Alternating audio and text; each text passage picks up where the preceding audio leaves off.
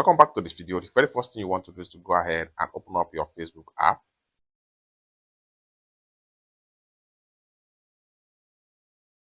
The next thing you need to do is to go ahead and click on here.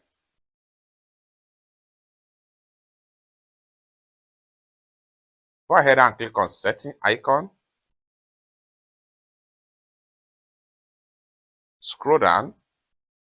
Continue to scroll down until you get to profile and tagging. Go ahead and scroll down and make sure you turn off this button right here. Let anyone tag you. Turn off this particular button. With that, nobody will be able to tag you to a post on a Facebook. It's that simple. For more tutorial tips and tricks on how best to use your Facebook app, consider to subscribe. Thank you so much for watching, and I hope to see you in my next video. Bye for now.